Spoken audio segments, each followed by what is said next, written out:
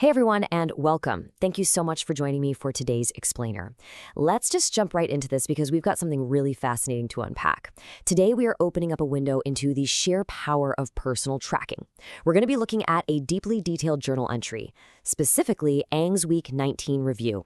Now, what's so cool about the source material is that it's way more than just a diary. It is literally a masterclass in using daily, heavily quantified metrics to build long-term resilience.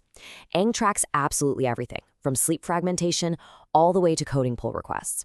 And by doing so, it reveals how carefully managing the micro moments of our days can completely transform our macro-level goals.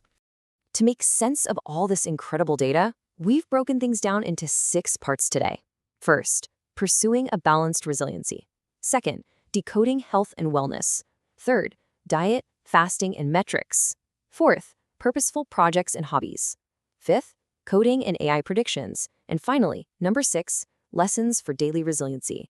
All right, let's kick things off with part 1, pursuing a balanced resilience and what we're calling the dual pillar system.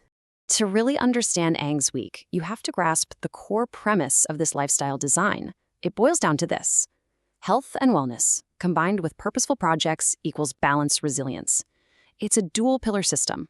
The author operates on the belief that meticulously tracking your daily routines isn't just about being hyper-organized. It's actually the non-negotiable foundation you need to achieve any larger personal or professional goal. Think about it. If you only focus on your health, you might end up lacking mental stimulation. But if you only focus on your projects, you risk physical burnout. By interlocking these 2 pillars, Eng creates this continuous engine that prevents burnout while constantly generating a real sense of accomplishment. So as we go through this explainer, I want you to keep this equation in mind because every single metric we talk about fits perfectly into one of these 2 buckets. Moving right along to section 2, decoding health and wellness, the physical foundation.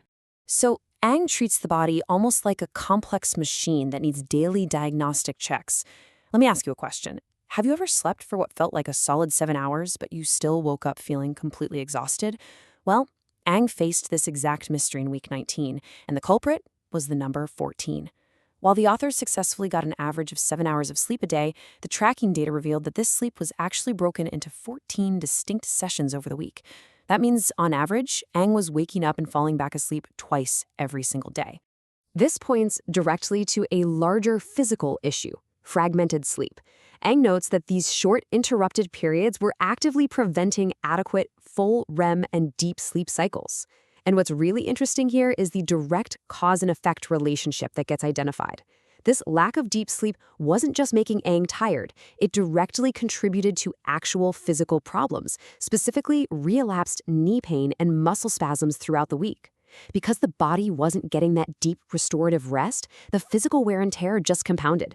It got to the point where Eng had to use regular massage and heat pad treatments just to manage the relapsed injury. But despite those physical hurdles, the data shows resilience in action. Last week, Eng hit 4,004 steps. This week, 4,755 steps. Now, why is this a victory? Well, the author was dealing with rainy weather that kept him indoors, compounded by a big focus on indoor coding projects and that terrible fragmented sleep we just talked about. Yet, the step count still went up. How? Eng discovered that you don't need a massive outdoor hike to hit a healthy threshold.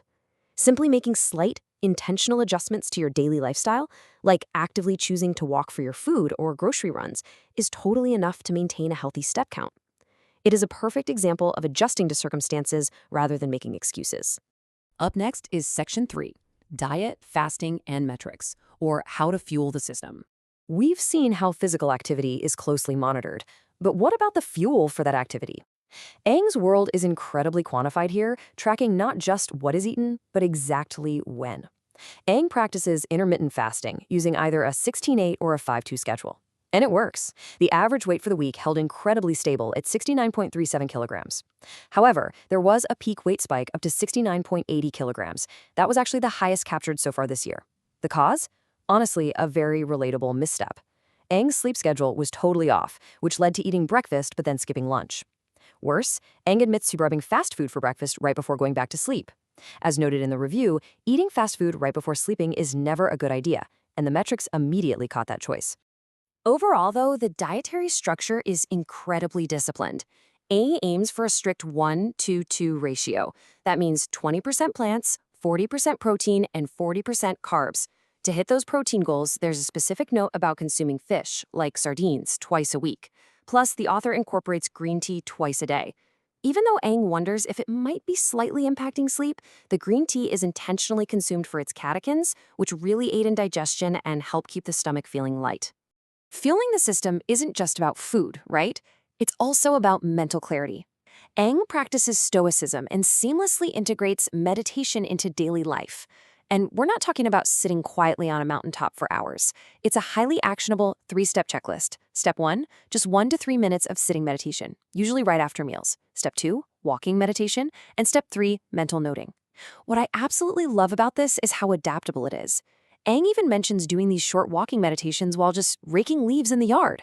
It's really all about finding clarity in those ordinary, everyday moments. All right, let's pivot to section 4. Purposeful projects and hobbies, the mental outlet. Now that we know how Aang maintains the physical machine, we can explore the second pillar, purposeful projects. For Aang, these aren't just ways to kill time. They are crucial outlets for learning and expression that add real purpose beyond the daily grind. The sheer breadth of these hobbies is wild. We've got writing 3 posts a day, reading fiction right alongside health guides, a daily commitment to decluttering at least 1 item, either physically or digitally. And then we get into the super specialized stuff, fish keeping, specifically breeding Apistogramma cichlids in a customized yellow-blue plant rack setup. And if that wasn't enough, maintaining 4 separate gardening workspaces, pulling weeds, and exploring plants from seeds and cuttings. This huge variety is completely by design. It forces entirely different parts of the brain to wake up and get to work. That brings us to section 5, coding and AI predictions, the tech horizon. Of all the hobbies Aang tracks, the most intense focus this week was definitely on technology.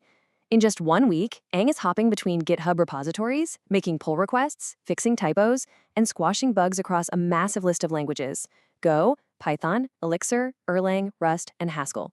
That requires immense mental agility. And when Aang hits a wall, particularly with understanding the nuances of Haskell programming, the author jumps right into follow-up podcasts and videos to close those knowledge gaps. It's continuous, self-directed learning in action. Alongside all those open-source contributions, Aang is deeply involved in personal pet projects, and this brilliantly illustrates how early adopters are actually utilizing new tech right now. Aang notes that artificial intelligence and large language models, or LLMs, have proven to be incredibly efficient tools. They use them to finally scratch the itch of building the exact custom software they've been wanting to use for a long time. Basically, the AI is acting as a personal developer to accelerate these passion projects. But don't get the wrong idea. Aang is not blindly optimistic about the AI landscape. In the Week 19 review, they note, once the dominant players capture the market, we'll foresee that the current pricing will definitely be increased to closing the losses. Aang is looking at the currently affordable subscription models for AI and expressing some deep skepticism about their long-term sustainability. The author recognizes that these massive tech companies are operating at a loss right now purely to grab market share. Let's map out exactly what Aang forecasts based on that skepticism. Right now, in the present, we get to enjoy really affordable AI subscriptions. But in the near future, as we just discussed, the dominant players are going to raise those prices significantly to close up their losses. But if we fast forward 2 to 3 years, Aang predicts that running local AI models right on your own machine will actually become the affordable standard. Why? Well, the author anticipates that memory prices will stabilize, which will lead to more affordable graphics processing units, or GPUs. Once hardware gets cheaper, the power naturally shifts back from those expensive cloud subscriptions right back to the individual user. It is a fascinating, super pragmatic forecast for the tech industry. Finally, we're at Section 6, Lessons for Daily Resilience, as we wrap up this weekly review. Okay, let's tie all these threads together. We've looked at everything from sleep cycles and fast food spikes to breeding cichlids or predicting GPU prices, but the absolutely crucial point here is that intentional tracking balances the physical body with the curious mind. By paying close attention to the data, Aang ensures that neither pillar collapses. Balancing something as simple as walking to the grocery store with something as incredibly complex as Haskell programming or local AI forecasting is what creates a robust, fulfilling lifestyle.